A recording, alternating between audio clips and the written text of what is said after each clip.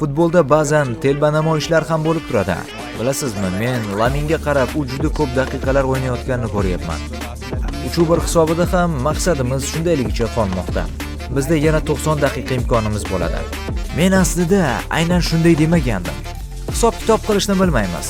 Men himoyaviy o'yinni hech qachon tanlamayman. Agar sen Manchester United tarixidagi eng yomon darvozabonlardan biri bo'lsang, aytayotgan gaplaring haqida o'ylashing kerak. Matichga keladigan bo'lsak, men uni yaxshi taniyman. Kecha Yevropa Chempionlar Ligasida chorak final bosqichining yana ikkita uchrashuvi bo'lib o'tdi. Barselona o'z maydoni Montjuikda Borussia Dortmundni mehmon qildi va 4-0 hisobida ishonchli g'alabani qo'lga kiritdi. Uchrashuvdan keyin kataloniyaliklar bosh murabbiy o'yin haqida o'z fikrlarini bildirib o'tdi. Siz uchun bugun eng muhimi nima ekanligini bilmayman. Bugungi ideal natijami yoki uning qanday tarzda qo'lga kiritilganimi? Yo'q, o'ylashimcha ikkisi ham muhim. Qanday o'ynaganimiz bu eng muhimi va sen bunday o'ynagan vaqtlaringda sen ko'plab gollar ham urishing mumkin va bu eng muhimi. Dortmundga qanday holatda borasizlar? Chunki siz biz hali yarim finalda emasmiz dedingiz, lekin ish deyarli bajarildi-ku. Yo'q, ish oxirga yetkazilmadi. Deyarli yetkazildi. Yo'q, ikkinchi o'yinda nimalar sodir bo'lishi mumkinligini hech qachon oldindan bila olmaymiz. Futbolda ba'zan telba namoyishlar ham bo'lib turadi va biz Dortmundda ham xuddi bugungidek o'ynashimiz kerak. Shu sababli diqqatimiz to'liq jamlangan. Qilayotgan ishimizga ishonch bilan o'ynashimiz kerak. Albatta, bugungidan ko'ra kamroq xatoga yo'l qo'ysak, men yanada xursand bo'lardim. Men ham jamoangiz uchun xursandman, ammo sizning fikrlashingiz, tarkibingizda shunday futbolchilar bo'lgan vaqt bugungidek o'ynash muhimmi? Ha, bu muhim. Bilasizmi, bizning himoyamiz ham zo'r holatda va zaxiradan o'yinga qo'shilayotgan o'yinchilarimiz ham xuddi mana shu darajani namoyish eta olishadi. Va bu eng muhimi. Chunki bizni oldinda yana ko'plab o'yinlar kutmoqda. 3 kundan keyin Leganes bilan o'ynaymiz va bu yigitlar uchun yana bir og'ir o'yin bo'ladi. Va ularning mahoratini hamda qilayotgan mehnatini ham yuqori baholashingizni istardim. So'nggi savolim, Lamin bilan hammasi joyidami? Shubhasiz. U shunchaki Fatih ham o'ynashni istadimi? Bilasizmi, men Laminga qarab u juda ko'p daqiqalar o'ynayotganini ko'ryapman. Bugun ham u ancha vaqt maydonda harakat qildi. Shu sababli unga dam berishga qaror qildik.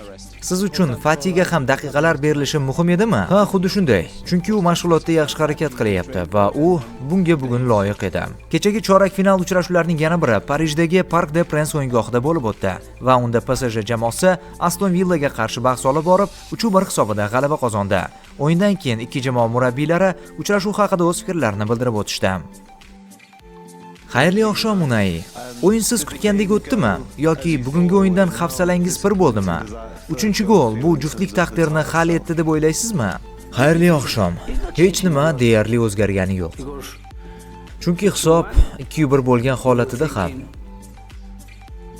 biz javob o'yinida g'alaba uchun o'ynashimiz kerak bo'lardi.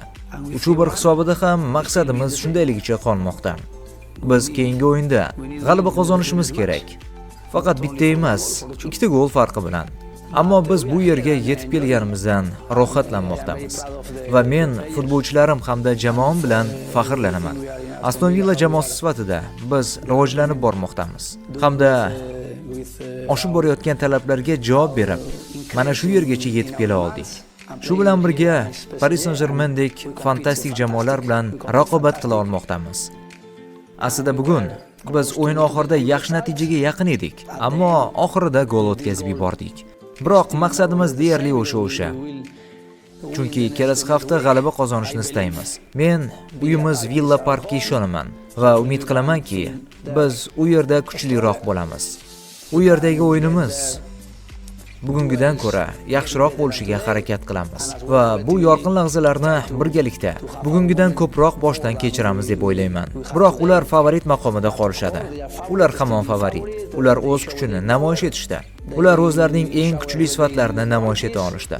Oxir-oqibat biz himoyada zich va tartibli o'yin ko'rsatishimiz va ularga kamroq imkoniyat qoldirishimiz hamda ularning qanot vingerlarini yopishimiz talab etilardi va biz buni qila oldik. Biroq natija yaxshi bo'lmadi. Vaziyat shuni taqozo etdi. Ammo javob o'yinida bizda yana 90 daqiqa imkonimiz bo'ladi. Umid qilamanki, biz buni uddalay olamiz. Agarda oxirgacha kurashish talab etilsa, biz bunga tayyormiz. Xayrli oqshom, Luis. Bu uchrashuvdan oldin siz bugungi o'yin Liverpool bilan o'yin singari yaxshi o'tishini aytgandingiz. Balki hisob boshqacha bo'lgandir, ammo biz o'sha o'yinni ko'rgandek bo'ldik. Men aslida aynan shunday demagandim. Men sizlar so'ragan savolga javob bergandim. Men bugungi o'yin qaysi o'yin singari o'tishini xohlaysiz deganingizda shunday javob bergandim. Biroq bugun o'ylashimcha biz kutilgan o'yinga guvoh bo'ldik. Raqib himoyasini yaxshi himoyachilar bilan yopib o'ynadi. Hujumga juda ham kam imkon qoldirildi. Ayniqsa ular qarshi hujumlarda juda xavfli edilar. Biroq bugungi o'yinda biz bilasizmi, ko'proq narsalarni nazoratimizda ushlab tura oldik. Temp nazorati ham bizda edi. Biroq bunday himoyaviy jamoaga hujum qilish va gol urish doimo qiyin. Markaz, qanotdagilar ham chuqur blokda o'ynashdi. Biroq biz ham izchillikni yo'qotmadik. Ularga muntazam yaxshi bosim qila oldik. Ular bizga gol urishganida biroz o'zimizga shubha paydo bo'ldi, lekin men yaxshi natija qila olishimizga ishondim. Chunki jamoa chindan kurashishga va kuchli raqobat taklif etishga tayyor ekanligini ko'rsatdi va biz bunday holatda har qanday klub bilan kurasha olamiz. 3-gol urganimiz ayni muddao bo'ldi. Endi ikkinchi o'yinga tayyorgarlik ko'ramiz. Jamoada hamma narsa yaxshi yo'lga qo'yilgan va o'z kuchimizga ishonamiz. Jamoangiz nimaning evaziga doimo natijani o'zgartira olmoqda? Buning asl sababi nimada? Biz hisobda ortda qolayotgandik. Afsuski, bu tasodifan sodir bo'ldi. Bu holat bizda ilgari ham bo'lgan. Lekin biz doimo bir xil uslubda o'ynaymiz. Biz kerakli resurslarni topdik. Bugungi natija bizning kurashuvchan ruhimiz va harakatlarimizni aks ettiradi. Yarim finalga chiqishga yaqinman deb o'ylaysizmi? Kechagi o'yinlarga qarang. Hech kim favorit haqida gapira olmaydi degan fikrga kelasiz. Natija muhim emas. Bizning maqsadimiz Villa Parkdagi o'yinni ham yutish bo'ladi. Hisob-kitob qilishni bilmaymiz. Men himoyaviy o'yinni hech qachon tanlamayman. Hujum qilish bu bizning qurolimiz va biz aynan shuni qilishga harakat qilamiz. Unai Emery yarim finalga chiqishga juda ishonmoqda. Siz buni qanday qabul qilasiz? Unai haqida maxsus aytadigan gapim yo'q. Uning optimistik bo'lishi tabiiy. Men ham optimistman.